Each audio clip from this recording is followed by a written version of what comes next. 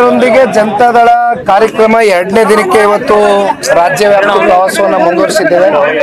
ಇವತ್ತು ಚಿಕ್ಕನಾಯಕನಹಳ್ಳಿಯ ಬುಕ್ಕಾಪಟ್ಟಣ ಹೋಬಳಿಗೆ ಬಂದಿದ್ದೇವೆ. ವಿಶೇಷವಾಗಿ ಬುಕ್ಕಾಪಟ್ಟಣ ಹೋಬಳಿ ಯಾವತ್ತಿಗೂ ಕೂಡ ಜನತಾದಳ ಪಕ್ಷದ ಪರವಾಗಿ ನಿರಂತರವಾಗಿ ಆಶೀರ್ವಾದ ಮಾಡಿರ್ತಕ್ಕಂಥ ಹೋಬಳಿ. ಇಲ್ಲಿ ವಿಶೇಷವಾಗಿ ನಾನು ಆಯೋಜನೆ ಮಾಡ್ಕೊಂಡಿರ್ತಕ್ಕಂಥದ್ದು ಪಕ್ಷದ ಮುಖಂಡರುಗಳು ಕಾರ್ಯಕರ್ತರ ಸಭೆ. ನಿಮ್ಗೆ ಗೊತ್ತಿದ್ದಂಗೆ ಮೆಂಬರ್ಶಿಪ್ ಡ್ರೈವ್ ಕ್ಯಾಂಪೇನ್ ಈಗಾಗಲೇ ರಾಜ್ಯವ್ಯಾಪ್ತಿ ಏನು ನಡೀತಾ ಇದೆ.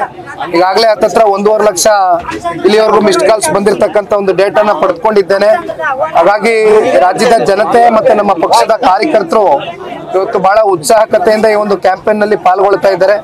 ಇಲ್ಲಿಂದ ನಿರಂತರವಾಗಿ 52 ದಿನ ಕ್ಯಾಂಪೇನ್ ಸಾಗುತ್ತೆ. ಸರ್, ಈ ಗ್ಯಾರಂಟಿ ಯೋಜನೆಯಿಂದ ಸರ್ಕಾರ ಸಾಲಕ್ಕೆ ಸಿಕ್ಕಾಕೊಂಡಿರುವಂತದ್ದು ಅವ್ರು ನಿಲ್ಲಿಸಬೇಕಾ ಹೇಗೆ ಅಂತ ಈಗ ಕೆಲವರು ನಿಲ್ಲಿಸಬೇಕು ಅನ್ನೋ ಅಭಿಪ್ರಾಯಗಳಿದೆ, ಹೇಗೆ ಅಂತ?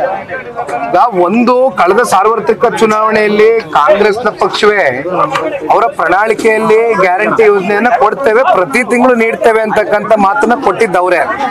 ಬಟ್ ಅಂತಿಮವಾಗಿ ಇವತ್ತು ಗ್ಯಾರಂಟಿ ಯೋಜನೆಗಳು ಯಾವ ಸಂದರ್ಭದಲ್ಲಿ ಬರ್ತಾ ಇದೆ? ಯಾವ್ದಾದ್ರು ಚುನಾವಣೆಗಳು ಬರುತ್ತೆ, ಯಾವುದೋ ಮಧ್ಯದಲ್ಲಿ ಉಪಚುನಾವಣೆ ಬರೋದು ಅಥವಾ MP ಚುನಾವಣೆ ಬರೋದು, ಅಂತ ಸಂದರ್ಭದಲ್ಲಿ ಕೆಲವೊಂದಷ್ಟು ಯೋಜನೆಗಳು ಕೊಡ್ತಾ ಇದ್ದಾರೆ, ಕೆಲವೊಂದಷ್ಟು ಕೊಡ್ತಾ ಇಲ್ಲ. ಇದು ಸಮರ್ಪಕವಾಗಿ ರಾಜ್ಯದ ಜನತೆಗೆ ಈ 5 ಗ್ಯಾರಂಟಿಗಳು ಹೋಗ್ತಾ ಇಲ್ಲ ಅಂತಕ್ಕಂಥದ್ದು ರಾಜ್ಯದ ಜನತೆಯ ಅಭಿಪ್ರಾಯ ಆಗಿದೆ. ಹಾಗಾಗಿ ಇಲ್ಲಿ ಗ್ಯಾರಂಟಿಗಳು ಕೊಡ್ತಕ್ಕಂಥದ್ದು ತಪ್ಪು ಅಂತ ನಾನು ಹೇಳ್ತಾ ಇಲ್ಲ. ಆದ್ರೆ ಗ್ಯಾರಂಟಿಗಳು ಕೊಡ್ತಾ ನೀವು ಅಭಿವೃದ್ಧಿಯ ಕಡೆಗೆ ಎಷ್ಟು ಗಮನ ಕೊಟ್ಟಿದ್ದೀರಿ?